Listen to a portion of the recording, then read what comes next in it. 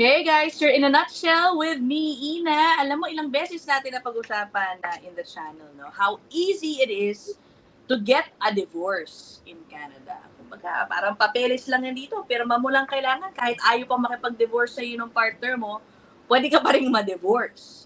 Okay, well, the process may be easy, but those, thinking about this or maybe considering it, na pag-aralan ano ang pwedeng mangyari kapag ikaw ay na-divorce, that makes that situation is not easy naman. Okay?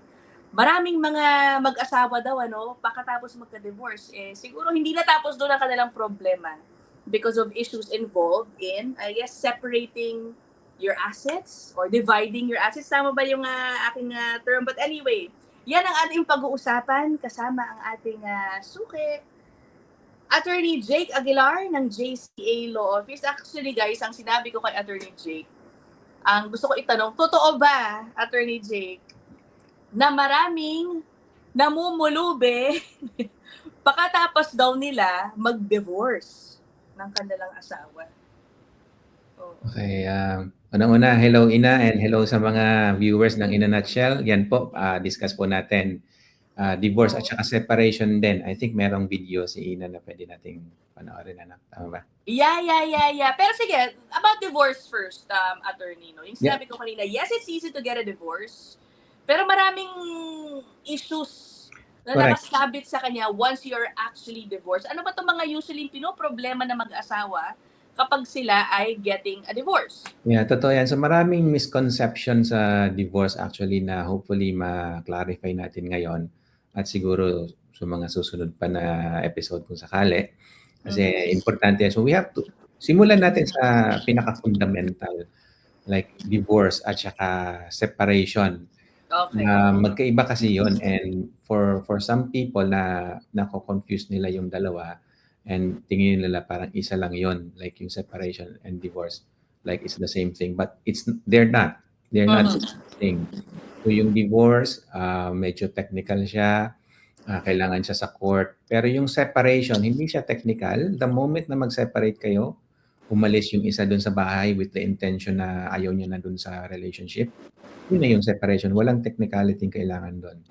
And pero may legal effect na yon. So, in fact, na siya, legally separated na kayo nun.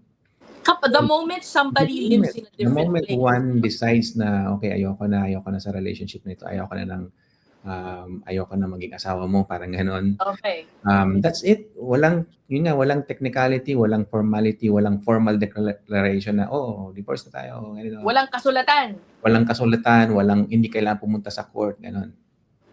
Medyo nakakapaniwago yun sa atin kasi nga sa atin sa Pilipinas, separated na kayo for 10 years or more, married pa rin. Married pa din kayo technically. Married pa din kayo and legally, kayo pa din. So yung separation, we just call it separation in fact, pero hindi siya legally recognized. Para ma-recognize siya legally, kailangan mo pang pumunta sa court. Diba? Yeah, oo. May additional step pa na kailangan mong gawin. At mahaba yung proseso niya kasi court process yun eh. So, ganun ka iba sa atin, sa Pilipinas. Pero dito, yung separation, the moment na makipaghiwalay kayo na yun, it starts there. And then may mga legal implications na yun. Alright. Mga pwede natin pag-usapan, yung hatian ng property, as you mentioned, we call it equalization. Pwede na mag-start yun doon. At saka yung spousal support, child support, etc. Mag-start na yon the moment you separate.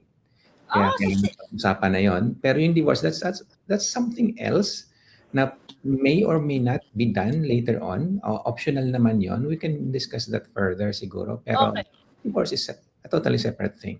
I see. I didn't even know, no? Mali pala yung intro ko. I think at the start, no? Ang binabanggit ko pala, legal separation, yung parang hatian. Parang gano'n, yeah.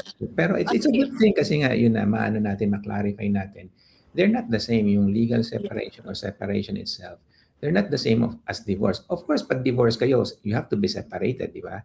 Yeah. So, somehow, it's related to that. Pero, kung separated kayo, yung divorce, optional yun eh. And in many cases nga, you may not need divorce. You may not need it. Yeah. We can discuss further. Pero, yeah. For many people, hindi kailangan mag-divorce. where lies the difference? Is it, ano ba, the opportunity to get married again? Paano ba yun? Right. So, yun ang I think pinaka-primary reason kung gusto mong dahil gusto mo magpa-divorce kasi mag-aasawa ka ulit. Gusto Okay. mong maging legally married ulit sa isa pa. So, yun yung process. Yes, kailangan mo magpa-divorce doon kasi you can have two subsisting marriages, di ba? So, kailangan walang visa mo yung unang marriage bago ka makapagpakasal ulit. So, yun yung divorce. Kaya ka nagpapa-divorce para maikasal ka ulit. Pero for some, like even sa immigration nga, hindi mo naman talaga kailangan ng married para ma-sponsor, di ba? So, kahit meron kang may previous marriage ka, pero hiwalay naman na kayo, tapos may kinakasama kang bago ngayon, nagsasama na kayo. So, pwede yun as common law. Hindi nga kailangan magpakasal kayo ulit para lang sponsoran eh. So, yun nga, for many people, yung divorce, hindi na siya necessary. Parang, I see. ano lang talaga siya. I have a question. For example, no, there's a Canadian citizen couple, a married couple, tapos naging ano lang sila, legally separated. Can one spouse already marry and sponsor somebody from a different country? Marry, not legally kasi yung marry is may formality yon. Pero pwede sila magsama na like common law, may legal effect na din yon. Yun, Pwede rin ma-sponsor yon after 1 year. Yun, okay. Pwede rin ma-sponsor. So, okay. Ngayon, ito na ang pag-uusap. Ito na nga yung nasa caption ko, no? Marami daw namumulubi dahil sa divorce. Well, I've heard this, a few times already na parang, wag mong papasukin yan. Yan ang ikahihirap mo. Isa sa mga napanood ko lately, ito na yung si Kuya Puto, no? Hi, Kuya Puto. I will play this clip. Isa po itong kaibigan nating YouTuber din na Pilipino dito sa Canada. He talked about this in one of his recent episodes. This is just more than a minute. So I'll play the whole thing na, no? May play tayo. Hold on. Dito po sa Canada, divorce napakamahal. As in napakamahal, marami na pong namulubi dahil sa divorce, right? And it's not just financial. Just for all of those people that are curious, kung married po kayo dito, like legally married, right? Tapos things don't work out, 50%. As in, yes, 50% ang hati. So kung ano yung napundar ninyo during marriage, bahay, kotse, any kind of assets, investments, pati nga pension nyo, lahat yun 50%. Mas masahol kasi dito, unfortunately, yung pong mga lalaki, not trying to be sexist, right? I'm just telling you from my experience because marami po akong mga naging kaibigan over the years that, their marriage just ended up in divorce, right?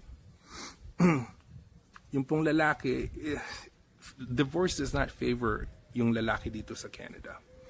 Meron pong mga instances where nahati na lahat. Pero because yung circumstance sila, yung lalaki, mataas yung net worth niya, kalampan yung bayaran ng alimony yung babae even after the divorce for, a set period of time, right? And isipin nyo yung mga bata, kung meron pang maliliit na bata na involved, right? Meron pong component yan na pwede kayong pagbayarin ng child support. Okay. Thanks, Kuya Puto. Yan, bisitahin nyo rin yung channel ni Kuya Puto. Kuya Puto lang yan talaga sa YouTube. Okay. So, what do you think about that, Attorney Chief? Yeah, so marami siya nabanggit. Tapos medyo nilista ko nga para wala tayong ma-miss. Pero very interesting kasi tama siya. Yun yung mga aspects or factors na kailangan din natin pag-usapan whenever there's yung separation. So, kung pwede i-correct lang natin si Kuya. I think yun nga, divorce means may separation, but not necessarily. Yung na-mention niya na mga yon, mga child support, alimony, etc., that comes into effect even without divorce. Yung separation itself, yun yung nagtitrigger nun. I see. Okay. So not necessarily divorce, but the separation itself. All right. Okay. You don't necessarily need to be divorced to claim kung meron ka mang gustong i-claim na ganyan. Yes, yun na-mention niya na yun. Lahat yun magkikick in, magkakaroon ng effect yun sa separation. All right. Not necessarily. Pero yeah, pwede nating nilista ko so hopefully natin ma-miss. Yung, di ba, sabi niya, mamumulubi pag Separated, yes. Um, yes, kasi usually nga pagka isa na rin sa sabihin nating reason kung ba't nagsasama ang couple, one of the reasons is financial. We know it's not the only one, di ba? Mhm. Pero there are financial advantages kasi nga, for example, imbis na nangungupahan kayo, magkahiwalay kayo, tig-isa kayong inuupahan, isa na lang, mas makakakuha na kayo. Parang ganon. So, Oo, oo. yung financial union na yun, somehow may advantages yon. So, pag nag-separate yun, pag nabuwag yun, yun nga, napapansin ko din sa mga kliyente ko, yun yung unang-unang ramdam nila na mabigat. Oo. Imbes na dalawa silang nagpo-push, di ba? Parang gano'n. Tig-isa na lang sila. Tsaka usually yung dati nilang inuupahan or tinitirahan, makikip yun at least in the meantime. Tapos yung isa na umalis, syempre, gagastos siya or whatever. Oo. Maghanap siya ng iba niyang titira. So, yun nga, financially, yun yung unang ramdam nila. Tsaka yung effect nun yun nga, immediate. Oo. Whether Okay. may divorce or not doesn't matter. Yung separation na yun, immediate yung effect nun. Maramdam nila agad yun. Oo. May singit ako dyan. Paano Sige. pala to? Alam mo, I met somebody talaga, no, na ito ang kanyang kwento. Naghiwalay na sila, okay, ng kanyang misis because of the high cost of, living separately. Yeah. They continued living in the same house na Maraming magkabilang. ganun. That's very true. Oo. Yes. Pero yun, technically, kapag, kunyari, separated pa rin sila pag ganun ba? Even if, Correct, yes. oh, okay. Ang Separated. dami. Oh, and I think that's not uncommon, Not Dahil uncommon. nga, Very common. ang in fact. mahal. Ang Tama mahal, ka dyan. isipin mo. So somehow, parang ang nakakatawa kasi, balik muna ako kasi mahal pala ang upahan nila. Pwede ba dito muna ako titira? Dito sa, hiwalay tayo ng room, dito ako sa basement, dyan ka, pero hiwalay tayo. Maraming ganon. So that's pretty common, I would say. Maraming. Lalo na if they got into a mortgage, they just don't wanna go through the hassle of split ba buy out yung Exactly. isa, mga ganun And somehow nga din, in some cases, minsan nagkakabalikan din sila ng tuluyan, nare-realize na parang mali pala tong desisyon. Yun nga, maghiwalay. So kung ano man yung ayaw natin sa isa't isa, tiisin na lang natin. At least yan, magsama na lang din tayo para walang issue. Tsaka lalo kung may mga anak, di ba? So parang somehow, that can keep you together pag na-realize mo, bad decision pala yung maghiwalay. But anyway, so case-to-case basis, that can be a reason okay, huwag na kayo maghiwalay kasi masakit sa bulsa, masakit na sa pumili kayo ng mabuti para di ka talaga pag-isipan nyo na mabuti. Pero masakit sa bulsa. Financial talaga, isa yan sa right away, maapektuhan talaga yan. Okay. So may nabanggit siya like 50%, di ba? So somehow that's true. Kasi parang ang pagsasama din parang negosyo yan na somehow you put up a business together and yung profits hatiin nyo 50-50. So somehow parang ganun yung concept. So kung ano man yung naipundar nyo after nyo na magsama, after nyo ng kinasal, somehow it's divided like 50-50. Hindi, doesn't really matter kung sino yung kumikita. Okay.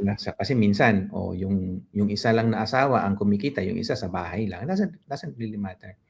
So yung kinita nung parang korporasyon nyo, yung union nyo, you have to split that somehow 50-50. May mga adjustments of course, but for now siguro hindi na natin kailangan na masyado yun. But we start with the 50-50 split.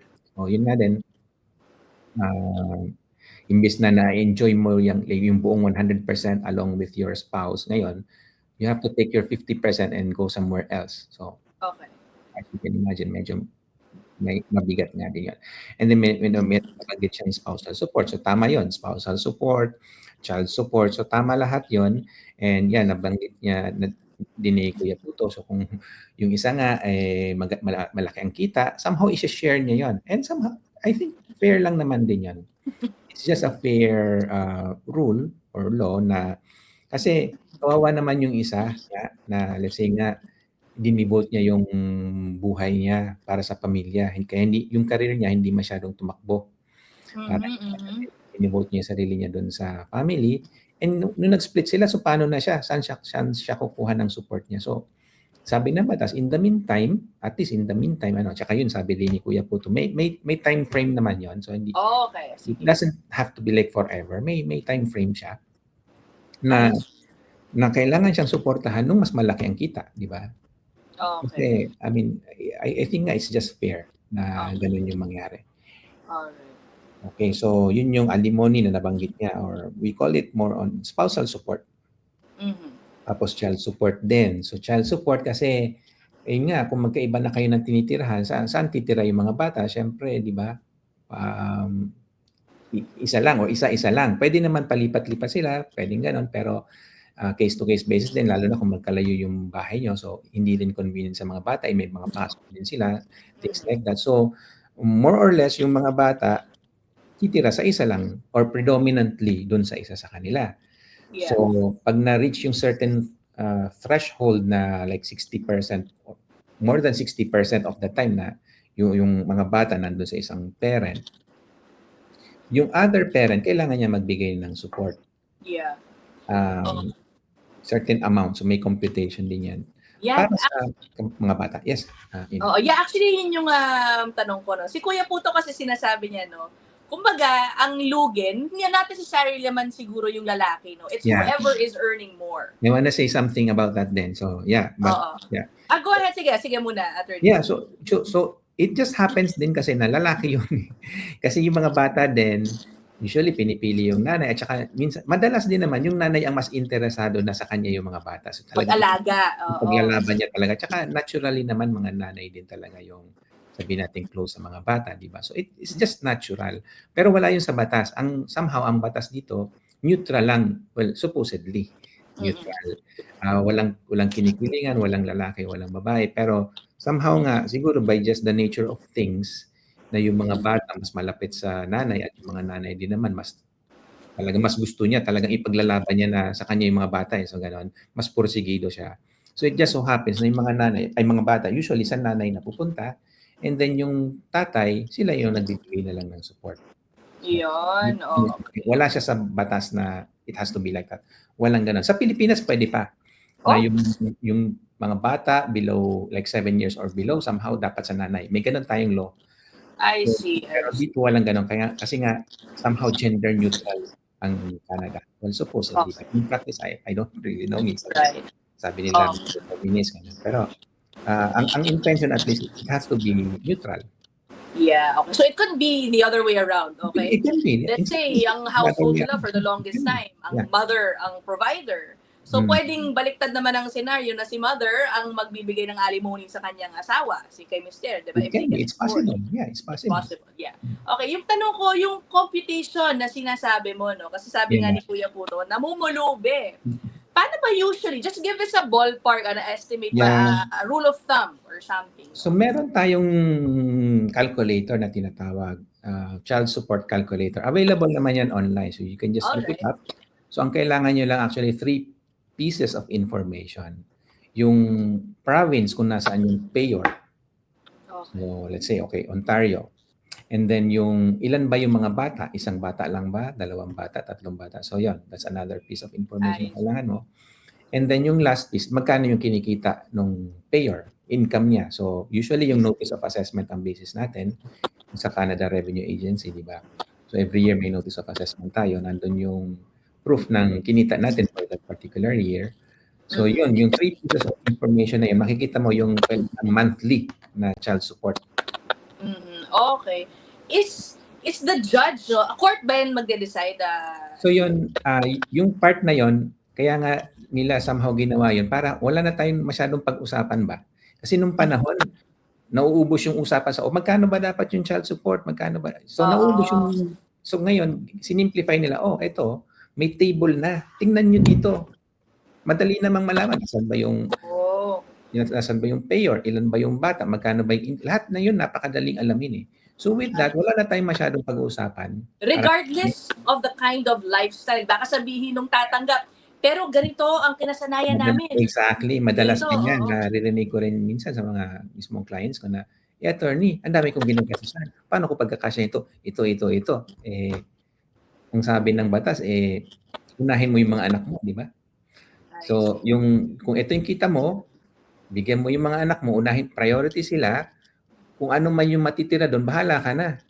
Kung paano mo i-dispose yung other, kung paano mo paghahatian yung hatiin yung kinikita mo.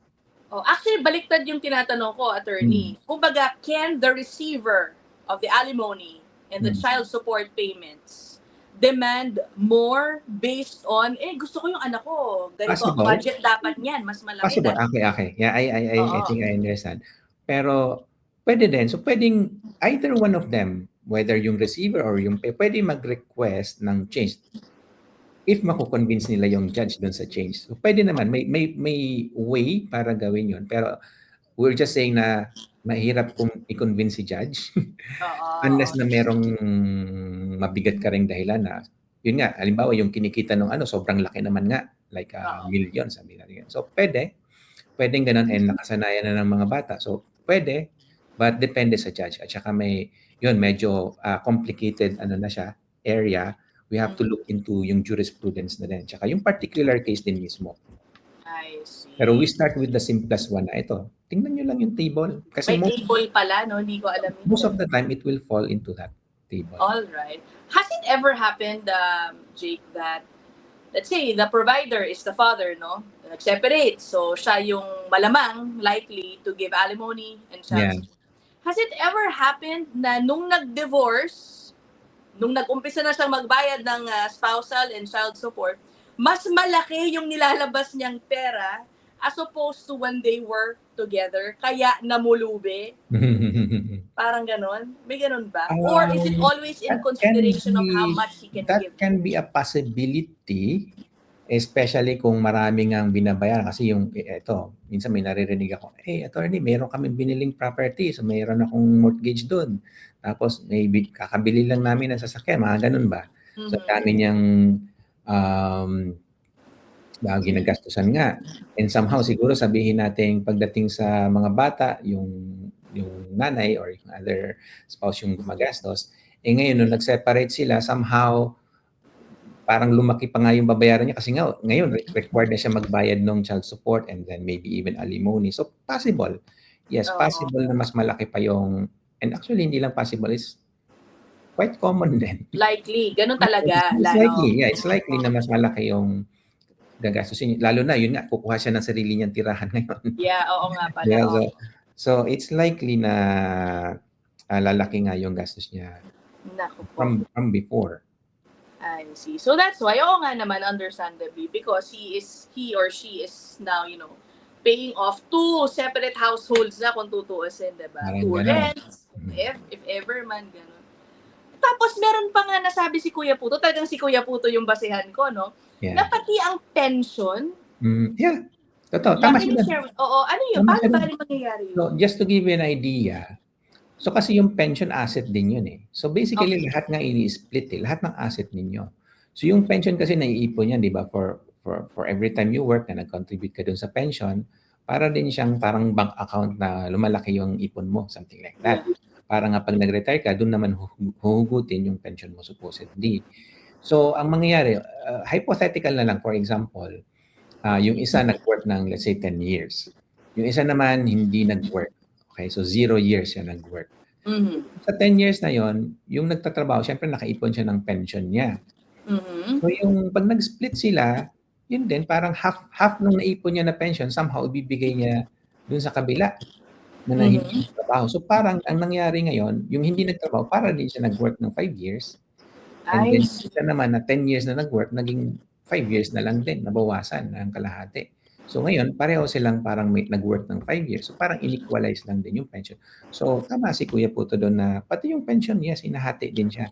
50% din. Grabe, no? But of course, as you mentioned earlier, ano lang to, up to a certain period. Tama ba? Yung hatian ng... Yung hatian na yon, hindi yon like per period. Talagang hatiin na yon eh. Parang magkukwentahan talaga siya. Yung parang business na, yung business natin, maghiwalay na tayo ha. Ito yung party mo, ito yung party ko, and then we go our separate way. So yung pension, once na nahati yon, hati na yon. Ganun na siya. Pero what if hindi pa tumatanggap ng pension at the time of divorce? Ano naman yun, parang hindi naman talaga siya ma-receive as pension, pero yung parang ipon siya. I don't know what. Yung ipon, isi-separate mismo, yung oh my, okay. Yung para bang, yung bangko nila. Yeah. Parang ganon. For CCP, hati na yun. Yes. Oh my. Parang Okay. parang may naipundar yung hindi nagtrabaho, para siyang may naipundar do'n sa pension fund. Now I get it. Okay. Yun Pwede ba makukuha iasa mo yung yan. slip? Wow, okay. Okay, how long usually does somebody need to Magandang tanong. provide alimony? Magandang tanong. Yeah. So, magbigay na lang ako ng rough, kasi ito is isa to sa pinaka-complicated actually na topic, yung spousal support. Pero magbigay na lang tayo ng rough idea Mhm. sa computation. So, parang 1:1 sa almost 1:1 sa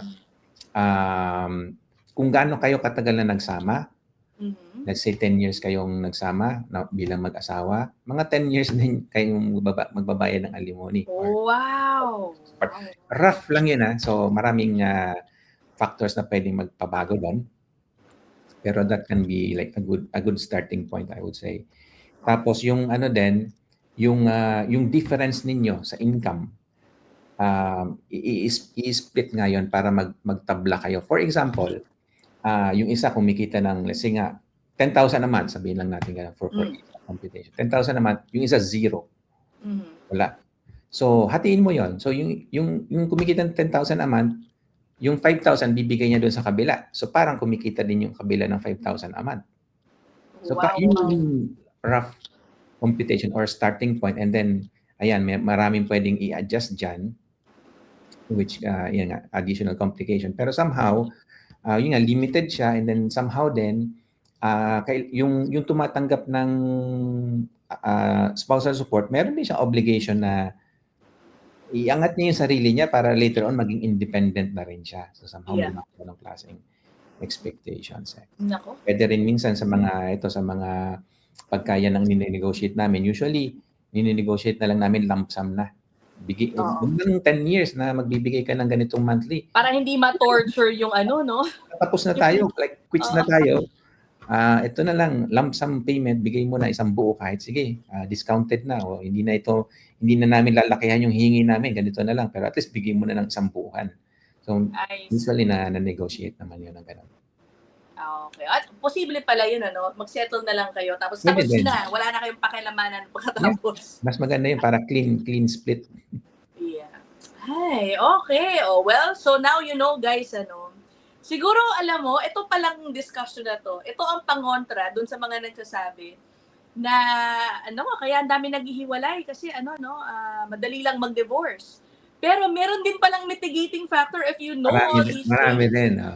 If you know all these things, naku po, it could be a mitigating factor na ayoko din pala mag-divorce, di ba? Pipiliin nyo lang ng tama. Somehow, yun yung pangbawi doon. Yan, madali. Kumbaga, kasi nga, kung tutusin yung batas, wala naman silang pakialam sa relationship nyo. Kung gusto nyo maghiwalay ka, parang ganun Oo. Pero may mga factors, may mga implications na kung iniisip mo ng buo, para bang madi-discourage ka na, huwag na lang maghiwalay. Kasi, yun pala, made-devastate ka, sakit pala sa bulsa nito. Tsaka, yun nga, isa pa, pag may mga anak, para sa mga bata, kawawa din sila. Sila yung pinaka-apektado dyan. Correct. Okay. Guys, I hope marami kayong natutunan, no? Ayoko namang sabihin na maraming maghihiwalay sa at nangangailangan ng episode na to. But if you do need it, if you're thinking about it, this episode, i-forward nyo to sa mga kaibigan ninyong alam nyong may pinagdadaanan.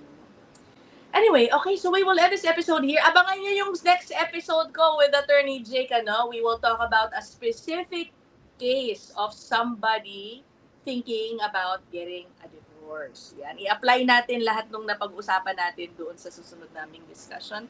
For now, I will end this episode here. Maraming salamat, Jake Aguilar. Yang kanyang email, yang gumagapang sa ibaba kung gusto niyo siyang kontakin. Okay, so yeah, I'll see you guys in the next one. Bye!